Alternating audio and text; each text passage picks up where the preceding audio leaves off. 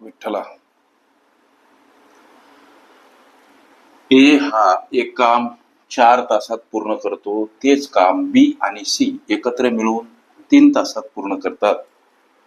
ए आणि सी दोघे मिळून ते काम 2 तासात पूर्ण करतात, तर एकटा बी ते काम किती तासात पूर्ण करेल?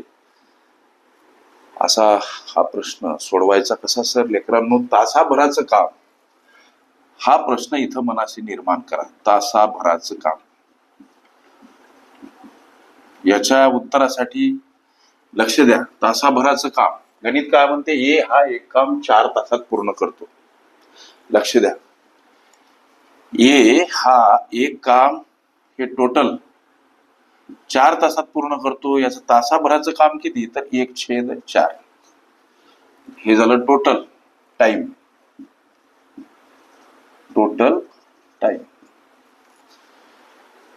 एक काम 4 तासात ए पूर्ण करतो, परंतु या एच तासाचं काम काय बाबा? तासाचं काम, एका तासाचं काम किंवा प्रति तास काम काय? या प्रश्नाचं उत्तर तेव्हा 1/4. हे 1/4 का? उदाहरणार्थ ए हा जो कोणतं काम करतो त्या कामाचे जर 4 भाग पाडले तर हा ए प्रति तास 1 भाग, याप्रमाणे ते काम करल.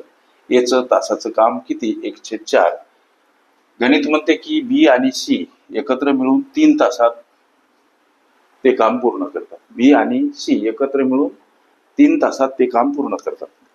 बी आणि सी बघा, हा बी आणि सी एकत्र काम, संपूर्ण काम 3 तासात पूर्ण करतात. या बी आणि सी चं एका तासाचं काम किती? 1/3. उदाहरणार्थ बी सी साठी त्या कामाचे एकूण भाग 3 जर ठरत असतील तर प्रति तास 1 भाग, याप्रमाणे ते काम करणार. तुमच्या गोष्ट लक्षात येत असावी. पुढे चला. ए आणि सी दोघे मिळून ते काम 2 तासात पूर्ण करतात.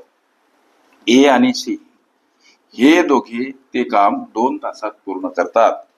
तासाभरात यांचं काम किती? तर 1/2. का 1/2? तर ए आणि सी हे दोघे यांच्यासाठी उदाहरणार्थ त्या कामाचे 2 भाग ठरतात, तर प्रति तास 1 भाग, याप्रमाणे ते काम इथं करणार आहे. आता उत्तरापर्यंत पावलं कसे टाकायचे? आम्हाला प्रश्न काय विचारला? एकटा बी ते काम किती तासात पूर्ण करेल? प्रथमतः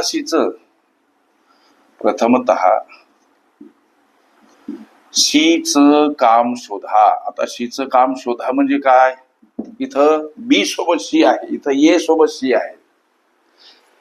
लक्ष द्या, पहिल्यानं सीचं काम शोधा. या सीची पॉवर काय बाबा? कसं शोधायचं सर? लक्ष द्या, तर ए अधिक सी मधून, लक्ष द्या, ए अधिक सी मधून जेव्हा आम्ही ए वजा करू तेव्हा आम्हाला प्राप्त होणारं उत्तर म्हणजे सीचं काम असेल. ए आणि सी हे दोघं एका तासाला किती काम करतात? 1/2 काम करतात. मग 1/2 मधून वजा काय करायचं? या एच एका तासाचं काम वजा करायचं. 1/4. गोष्ट तुमच्या लक्षात येत असावी. हे 2 अपूर्णांक, छेद समान करून वजा बाकी. तिरप्या गुणाकाराने छेद समान करू शकता, किंवा इथं 2 ला 2 गुणलं म्हणजे 2 ला 2 न गुणलं म्हणजे 2 ला जर 2 न गुणता छेदाला ज्या संख्येनं गुणलं त्याच संख्येनं अंशालाही गुणा. हा गणितीय गुणधर्म म्हणजे 1 2 2 आणि 2 2 4, तेव्हा हा छेद समान होतो लेकरांनो. लक्ष द्या. आता 2 वजा 1 छेदस्थानी छेद समान झाला. 1/4 हे झालं सीचं काम. हे 1/4 सीचं काम म्हणजे काय? तर हा सी एका तासामध्ये किती काम करतो? 1/4. एकट्या सीचं हे तासाभराचं काम. वाटल्यास इथं मांडतो. एकट्या सीचं तासाचं काम किंवा प्रति तास काम तुमच्या भाषेत. ओके. आता लेकरांनो, बीचं काम शोधा. बीचं काम शोधू.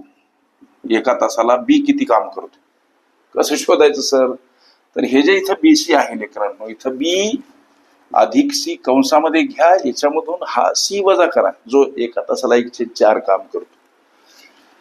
बी अधिक सी मधून सी वजा केला म्हणजे राहिला काय? बी राहिला. बीचं प्रति तास काम आम्हाला मिळेल.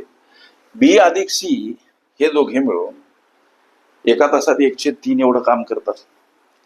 मग बीसीचं हे काम 1/3 इथं वजा चिन्ह, या सीचं हे काम प्रति तास 1/4.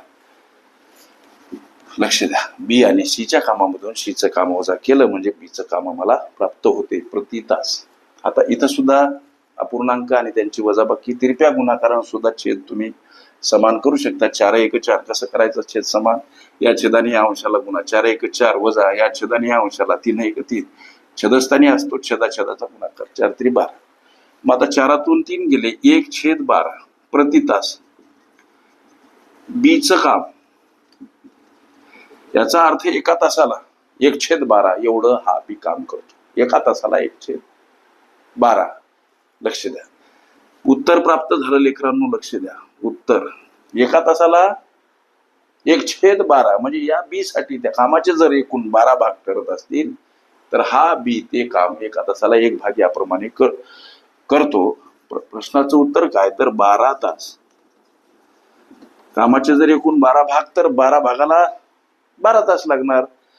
बी ला त्या कामाला पूर्ण करण्यासाठी एकूण किती वेळ लागेल किंवा बी ते काम किती तासात पूर्ण करेल? 12 तासात. हे तुमच्या विचारल्या प्रश्नाचं उत्तर. काळ, काम, वेग ही माझी प्लेलिस्ट अवश्य बघा. त्यामध्ये विविध स्पर्धकांनी विविध अंगांनी विचारल्या संभाव्य अशा असंख्य प्रश्नांचा सराव तुम्हाला करता येईल.